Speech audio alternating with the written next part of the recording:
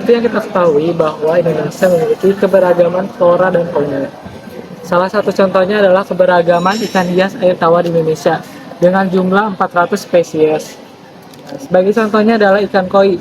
Ikan koi ini merupakan ikan dengan komoditas terbesar dan termahal.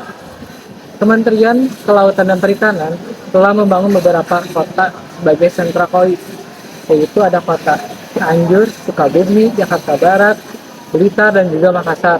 Fungsinya untuk apa? Fungsinya itu meningkatkan kualitas ikan koi yang mampu bersaing di pasar domestik maupun pasar internasional. Nah, masalah utama dari pembudidaya ikan koi itu ialah penyakit, harga pakan, serta nilai kualitas dan nilai jual. Nah, untuk dampak negatif dari lingkungannya itu yang ditimbulkan adalah dampak lingkungan pencemaran air maupun udara. Kemudian ada aspek dan dampak lingkungan dalam kegiatan proses pencarian bahan baku seperti udang. Seperti yang terjadi terpengaruhnya habitat laut, dampak lingkungannya terganggunya siklus hidup karena overpopulasi dan depopulasi. Kemudian ada proses produksi pakan. Aspek lingkungan yang terjadi energi yang digunakan pada proses produksi seperti mesin. Dampak lingkungan yang terjadi menimbulkan emisi gas karbon. Yang ketiga, distribusi pakan ke pembudidaya ikan.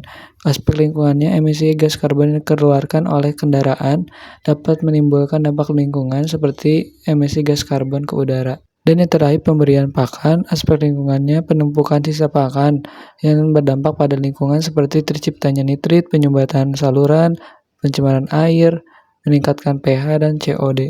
Ada masalah, tentunya ada solusi. Nah, pemantauan terhadap lingkungan itu harus dikaji dari berbagai aspek agar kondisi lingkungan itu tetap terjaga dan terawat dengan baik. Nah, lingkungan ini tuh perlu dikelola oleh stakeholder terkait, di mana stakeholder itu diharapkan memiliki rasa tanggung jawab terhadap alam yang tinggi, yang dimana dapat memunculkan kesadaran diri stakeholder tersebut untuk merawat lingkungan. Nah, contoh kecil saja membatasi penangkapan udang sebagai bahan pembuatan pakan ikan koi, yang dimana jika meminimalisir pengambilan bahan udang tersebut harus digantikan dengan pakan yang lebih efisien. Tapi apakah sudah ada pakan baru yang lebih inovatif dan lebih efisien? Seperti kalimat pertama, jika ada masalah tentunya ada solusi. Nah, para ahli mengemukakan bahwa penggunaan larva BSF atau Black Soldier Fly sebagai pakan ikan koi itu menimbulkan dampak positif yang signifikan. Nah, di mana si larva itu mendapatkan nutrisinya dengan cara mendegradasi limbah organik menjadi nutrisi yang dia dapatkan dan akan dikembangkan menjadi nutrisi yang akan diambil oleh ikan koi. Nah, di mana nutrisi ini tuh dapat menimbulkan dampak positif seperti mencerahkan warna ikan koi dibandingkan warna ikan koi yang hanya diberi pakan konvensional saja.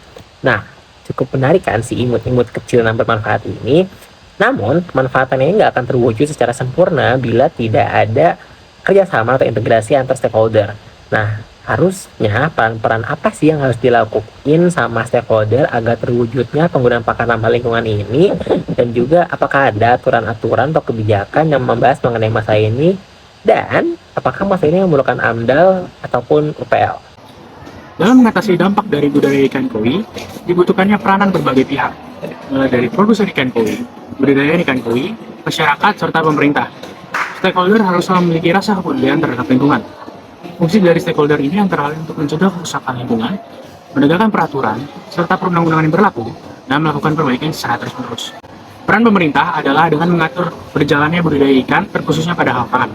Terkait hal itu, pemerintah telah mengeluarkan Peraturan Menteri Kelautan dan Perikanan Nomor 6 Permen KP 2020 tahun 2020 tentang penyelenggaraan kesejahteraan ikan pada ikan budidaya. Pada pasal 4 ayat 3 mengatakan dan menjelaskan tentang penyediaan pakan sesuai dengan kebutuhan fisiologis ikan. Budidaya ikan koi ini tergolong pada kegiatan usaha wajib UKL-UPL karena tidak berkaitan dengan dampak lingkungan yang besar dan tidak berkaitan dengan orang banyak. Dan UKL-UPL ini harus dibuat demi keberlanjutan lingkungan yang sehat. Selain itu, terkait permasalahan pencemaran akibat pakan ikan konvensional, budidayawan harus memiliki kesadaran untuk menggunakan pakan yang ramah lingkungan, yaitu BSF larvae.